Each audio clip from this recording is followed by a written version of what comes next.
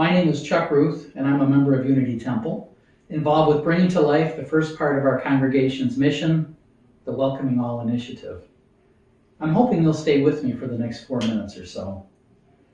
Welcoming All calls for a transformation of our culture to give of ourselves to nurture belonging for all people, in keeping with our covenant and principles. And I know from my own experience that the first step towards any sort of organizational change is simply this: awareness. Through our Welcoming All activities so far, we may have discovered weak spots in our own welcoming, perhaps around different theological or political beliefs, or social class and education levels, or gender identity, or race. Coming to awareness is not easy, as most of what we assume about other groups of people is unconscious, conditioned by years of family and cultural messaging absorbed when we were very young. For example, years ago, I took UU middle schoolers to an African Methodist Episcopal church and wrote the pastor a thank you letter intending to be very complimentary. I noted that while I expected the music to be inspiring, I was unexpectedly delighted by the sermon. Only after participating in beloved conversations at Unity Temple did I realize the unattractive assumptions embedded in the letter, and that the letter must have been hurtful, what we would call a microaggression in beloved conversations. Awareness, especially if we're white or male or educated or heterosexual or able-bodied, means understanding that we have created the cultural narrative for what is normal and good, which continuously broadcasts the message that you have to be like us to belong. In other words, you can't be yourself. With awareness, we can stop participating in this hurtful cultural narrative.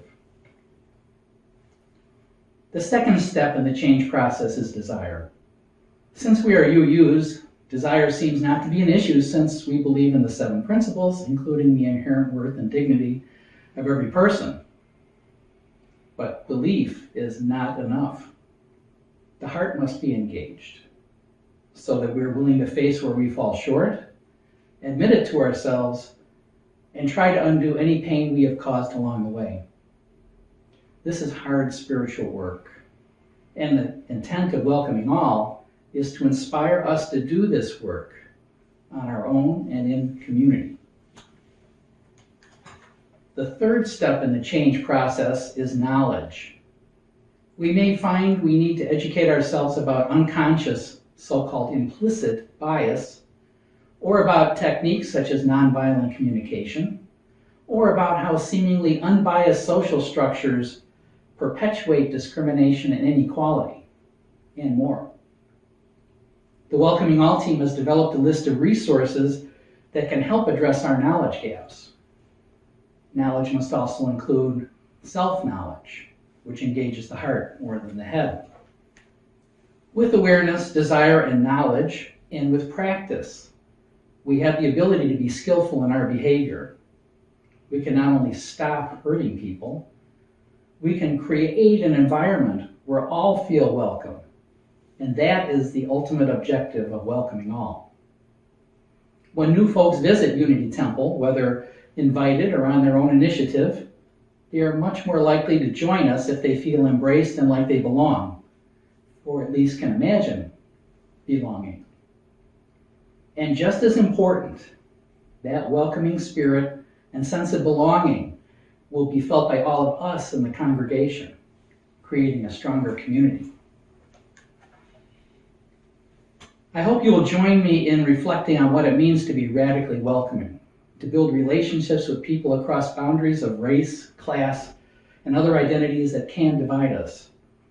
Add your voice to the conversation by participating in the next round of community conversations at Unity Temple on January 25th and 26th.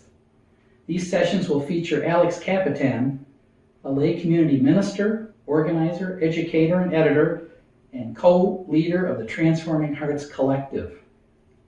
More information and registration details will follow soon. Mark your calendars today.